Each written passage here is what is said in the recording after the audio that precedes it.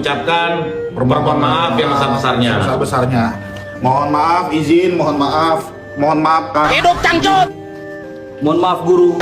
Kritik atau serangan yang dilontarkan kepada Kang Deddy Mulyadi dari dulu sampai sekarang narasinya tetap sama, yaitu soal konten kreator, soal pencitraan, dan lain sebagainya, teman-teman. Padahal itu dilakukan atas dasar transparansi agar masyarakat Jawa Barat tahu apa yang dilakukan oleh Kang Deddy Mulyadi, agar mereka tahu bagaimana ucapan Kang Deddy Mulyadi secara utuh. Mereka bisa melihat itu di channel YouTube Kang Deddy Mulyadi secara utuh. Tapi kritik ataupun isu yang sekarang berkembang agak sedikit mengkhawatirkan lah ya bagi penonton, karena DJ Doni Salim Doer itu menyerang Kang Deddy Mulyadi, kemudian klarifikasi, meminta maaf, tapi cara mereka itu seperti bukan klarifikasi, lebih tepatnya menghina. Masa Salim Doer klarifikasi dengan menggunakan celana dalam dan lain sebagainya, dan narasinya katanya mereka takut atau trauma dengan Jokowi. Ini kan naif sekali gitu. Coba kita simak videonya teman-teman, dan jangan lupa untuk di like, komen, dan subscribe teman-teman. Silahkan. Konten belusukan Gubernur Jawa Barat Deddy Mulyadi kembali disorot tajam oleh warganet dilansir Rabu 5 Agustus 2026. Sorotan itu muncul setelah sejumlah rekaman kamera di balik layar aksinya beredar luas di media sosial. Rekaman itu salah satunya diunggah di akun Instagram @suaraakarrumput. Saya sangat ingat video itu. Itu video si Aki, perjalanan saya menuju gedung sate. Dia mulung plastik di pinggir jalan di daerah Ciater bersama nininya. Pada saat saya mengambil gambar, tiba-tiba banyak rombongan mobil yang berhenti kemudian mengambil gambar juga, dan saya persilahkan. Ya memang saya kemana-mana bawa kamera, merekam setiap percakapan saya apapun dengan masyarakat. Kemudian memang saya upload di YouTube, di Facebook, di TikTok, di Instagram. Betul itu. Dan bagi saya kan nggak ada masalah melakukan itu. Lumayan kan ngirit-ngirit biaya kontrak media.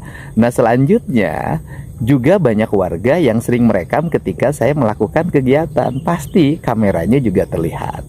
Tinggal pertanyaannya adalah apakah itu disetting atau tidak? Gampang. Aki itu saya tahu itu alamatnya di sekitar Ciater, dan setelah pertemuan saya selalu mencatat di mana dia alamatnya, rumahnya, dan KTP-nya agar apa yang saya lakukan bermanfaat, agar besok kalau Aki ada masalah apa-apa saya bisa membantunya. Nah nanti kalau ingin membuktikan bahwa Aki itu disetting atau tidak, gampang, wawancara Akinya langsung oleh teman-teman. Itu Aki-Aki disetting atau tidak, mudah sekali. Untuk itu saya ucapkan terima kasih yang memposting saya bahwa kegiatan belusukannya adalah settingan. Hatur nuhun, minimal ketika memposting itu kan juga banyak like, komen, dan penontonnya gitu. Jadi hatur nuhun ya. Jadi hampir semua pejabat sekarang tuh memang daerah, pejabat pusat, para menteri, hampir rata-rata ada tim kameranya. Dan kemudian juga rata-rata diposting di akun pribadinya maupun akun pemerintahnya, instansinya. Tinggal persoalannya saat diposting ada yang menontonnya banyak, like-nya banyak, dan ada komennya banyak. Ada juga yang sedikit yang nonton, sedikit yang like, dan sedikit yang komen. Ya tergantung masyarakat. Kita serahkan sepenuhnya pada Guru, hentikan guru. Sudahi pencitraannya guru. Kameranya gede banget guru. Banyak banget kameranya mau bikin film guru. Ampun guru. Ampun guru. Ngasih cuma 100.000 guru. Patungan bayar busway guru. Udah guru, pusing kita guru, capek kita. Jangan pencitraan terus guru. Malu sama subscriber guru. Itu mau bantuin orang apa bikin film guru? Proper banget guru. Hidup cangcut guru. Paling pangsit.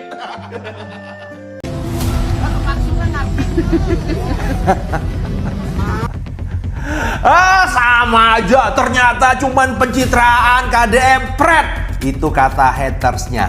Jadi akhir-akhir ini Pak KDM ini lagi banyak diserang karena diduga banyak yang iri dengan kinerja Pak KDM, dan kemudian para penyerang itu dapat bahan, yaitu ketika Pak KDM melakukan syuting bertemu dengan rakyat. Nah, pertanyaannya, apakah KDM cuma sekedar pencitraan? Mari kita akan bahas bersama saya, Roy Sakti, pakar kartu kredit, ya. Oke, jadi apa yang dilakukan Pak KDM ini adalah marketing. Karena begini teman-teman ya, apakah pencitraan salah? Enggak juga. Yang penting kan begini kan, antara pencitraannya dan kemudian kinerjanya cocok apa enggak. Ibarat kata ini produknya bagus nih, produknya bagus, kemudian dimarketingkan dengan bagus, is okay. Yang masalah itu kan adalah kalau pencitraannya bagus, ternyata produknya jelek. Nah, kalau kita berbicara Pak KDM ini ya, orang pasti ada salahnya. Tapi kalau berdasarkan kinerja, saya ngomong top 3 lah sekarang yang ada di Indonesia, bagus.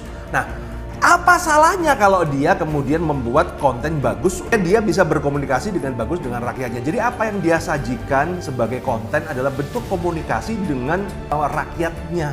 Dan banyak orang puas dengan kinerja KDM. Kalau ada konten kreator yang ngerosting apa segala, memang mereka trauma dengan pencitraan-pencitraan yang kayak begini. Hal yang biasa teman-teman ya. Tapi kalau gue melihat adalah ini sebagai marketing dari politik dari KDM. Seperti kayak konten kreator yang giveaway iPhone. Kemudian kalau masalah dikontenin, di setup, kemudian di syuting dengan profesional, selama iPhone-nya diberikan sama yang menang giveaway, kan gak ada masalah. Yang masalah itu adalah kalau konten giveaway iPhone setelah syuting selesai, iPhone-nya diminta. Itu berarti yang masalah.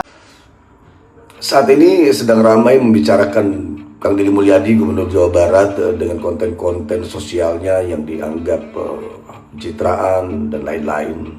Ada yang anggap negatif, ada yang positif, pokoknya pro dan kontra banyak terjadi di media ya. Dan saya pribadi sudah mengenal Kang Deddy Mulyadi mungkin lebih dari 15 tahun ya. Dan selama itu pula saya melihat langsung bahwa jiwa sosial beliau bukan sesuatu yang baru muncul karena jabatan atau kepentingan politik. Dari dulu, bahkan sebelum ramai ada media sosial seperti sekarang, ya beliau memang senang turun langsung membantu masyarakat, dan saya saksinya sendiri. Mendengarkan keluhan rakyat dan hadir di tengah mereka. Kalau ada yang menyebut itu pencitraan, saya justru bertanya, apa salahnya sih jika seorang pemimpin membangun citra dengan cara bekerja dan berbuat baik? Bukankah masyarakat bisa menilai sendiri toh hasil kerjanya? Selama tindakan itu memberi manfaat nyata bagi rakyat, ya biarkan publik yang menilai berdasarkan fakta, bukan prasangka loh. Menurut saya tidak semua hal harus dilihat dengan kacamata sinis. Kadang kita terlalu mudah menuduh pencitraan, padahal kontribusinya nyata kok. Sudah terlihat dan dirasakan oleh banyak orang, khususnya masyarakat Jawa Barat. Bagi saya lebih baik memimpin yang sering turun ke lapangan, membantu masyarakat dan hasil kerjanya bisa dibuktikan, daripada hanya pandai berbicara, besar bacotnya, banyak kritik tetapi minim kontribusi yang nyata. Perbedaan pendapat tentu wajar dalam demokrasi namanya. Namun alangkah baiknya penilaian diberikan secara objektif, berdasarkan rekam jejak dan dampak yang dirasakan masyarakat. Dan pada akhirnya karya dan pengabdian akan berbicara lebih keras daripada tuduhan yang belum tentu sesuai dengan kenyataan. Lain soal kalau Kang Deddy Mulyadi hanya kerjanya cuma buat konten. Tapi kita lihat selama ini Deddy Mulyadi mampu membuktikan kinerjanya dengan nyata dan dapat dirasakan juga buktinya oleh masyarakat khususnya Jawa Barat. Lucunya setiap kali Kang Deddy Mulyadi berbuat baik, selalu ada saja yang sibuk mencari-cari celah untuk menjatuhkan. Seolah apapun yang dilakukan selalu dianggap salah, dianggap negatif. Terus kalau diam dibilang tidak peduli sama masyarakat, tidak ada kerjanya. Kalau turun membantu rakyat dibilang pencitraan. Jadi sebenarnya yang bermasalah itu Kang Deddy atau cara pandang orang-orang yang menganggap memang sejak awal sudah dipenuhi kebencian gitu, dan kepentingan politik. Ya kritik itu perlu, tapi jangan sampai merubah menjadi kebiasaan menebar fitnah atau menggiring opini hanya kepentingan politik. Rakyat kan hari ini semakin cerdas. Mereka menilai dengan rekam jejak, kerja nyata dan manfaat yang dirasakan, bukan dari narasi-narasi yang dibangun untuk menjatuhkan seseorang. Pokoknya Lebih baik menurutku sibuk berkarya dan memberikan manfaat daripada sibuk mencari kesalahan orang lain. Sebab sejarah tidak akan mengingat siapa yang paling menyinyir, tapi siapa yang benar-benar memberikan kontribusi bagi masyarakat. Di era digital, hampir semua tokoh publik menggunakan kamera untuk menyampaikan aktivitasnya di masyarakat. Yang seharusnya dinilai bukan ada atau tidak ada kamera, tetapi ada isi dari kontennya.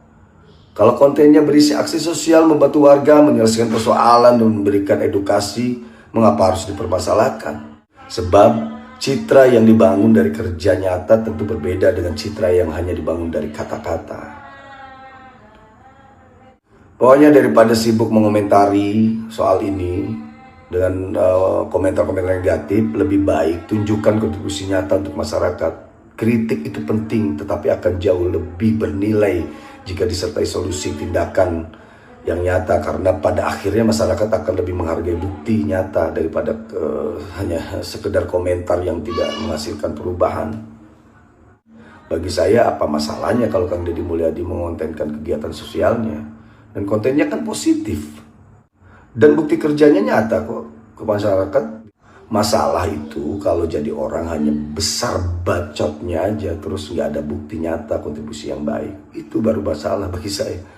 Ya, pokoknya ayo sekarang mending kita berpikir yang bijak dan cerdas, jangan gampang terpengaruh dengan narasi-narasi yang punya kepentingan negatif hanya untuk menjatuhkan seseorang.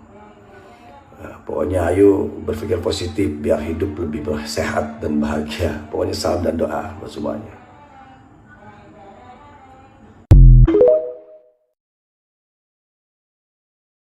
Untuk Mang DJ Doni, Mang Salim Doer, dan Mang Cepot Kevin, silakan kalian mengkritik Kang Deddy Mulyadi. Silakan, siapapun boleh dikritik, termasuk AUJ. Silakan kau kritik. Tapi ingat, negara kita ini negara beragama, negara yang memiliki adab, di mana kalau kita mengkritik, satu di antaranya bukan cuma apa yang dimaksud melalui ucapan, akan tetapi pakaianmu khususnya celana, engkau memakai celana yang tidak layak untuk dipakai ketika mengkritik. Apalagi permintaan maaf terhadap Kang Deddy Mulyadi. Menurut AUJ, kamu atau Mamang ini bukan meminta maaf secara tulus, akan tapi menghina Kang Deddy Mulyadi melalui pakaian dalam dipakai buat mengkritik. Seharusnya pakaianmu itu dipakai buat berenang, bukan untuk mengkritik. Ingat itu.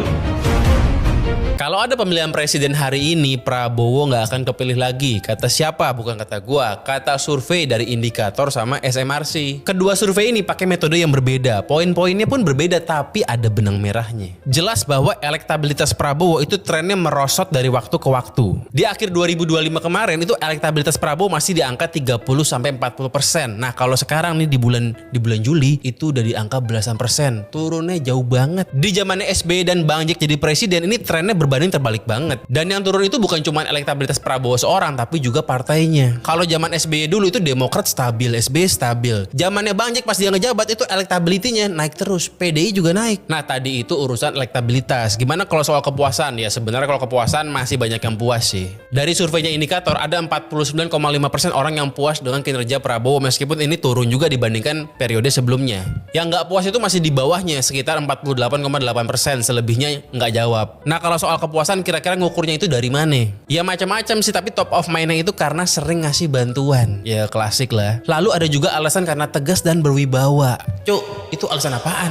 Dan kalau yang nggak puas nih, mereka bilang karena sekarang itu barang pokok harganya mahal-mahal, plus program-programnya Om Bowo juga dinilai belum maksimal. Kalau ngomongin demografi yang puas sama nggak puas, ini jelas nih kebagi. Kalau baby boomer sama Gen X cenderungnya lebih puas, sementara Gen Z dan milenial cenderung nggak puas. Ya kalau ngomongin tingkat pendidikan sebenarnya ini obvious, tiap presiden sama aja. Orang yang pendidikannya itu SD sampai SMP cenderung lebih pro sama status quo, dan yang tinggi itu cenderung lebih anti dengan status quo. Trennya emang kayak gitu. Jadi ini bukan karena Prabowo seorang, sekalipun Anies yang jadi presiden pun gue yakin Gen Z itu tetap aja mereka bakalan protes juga, yang beda mungkin level amarah marah-marahnya aja. Nah kalau trennya begini terus, Prabowo itu akan menjadi incumbent pertama yang gagal terpilih kembali di era pemilihan langsung. Lah bang, kan ada Megawati juga. Lah Megawati itu beda. Kalau Megawati dia tidak dipilih langsung oleh rakyat. Ya mungkin kalau Prabowo pengen berhasil dipilih kembali, the only way adalah menggandeng King Deddy Mulyadi menjadi cawapresnya. Kenapa ya? Karena KDM ini elektabilitasnya naik terus. Kesimpulannya apa? Kesimpulannya efek YouTube emang dahsyat. Yang kita ngeri kalau Prabowo milih Teddy jadi cawapres itu mah kayaknya bakalan ambruk dah. Tapi kan bang masih ada 2-3 tahun lagi. Masih bisa bounce back lah. Ya bisa aja tapi kayaknya enggak deh kalau ngeliat perangainya Om Bowo sekarang ya. Memang menurut gue Om Bowo ini terlambat menjadi presiden, udah keburu ketuaan. Yang pasti adalah 2029 pasti super panas.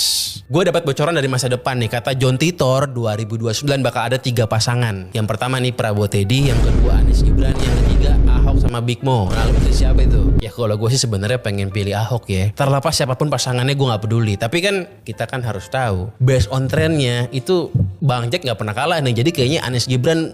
Gue yakin kalian pasti udah lihat kan sarkasnya DJ Doni Salim Doer terhadap KDM. Tahu nggak kalau misalkan di dalam ilmu komunikasi nih ya, suatu kritik narasinya udah disampaikan secara sarkas, secara humor, itu artinya kritiknya udah di level yang paling tajam, level paling tinggi, level paling pedes loh.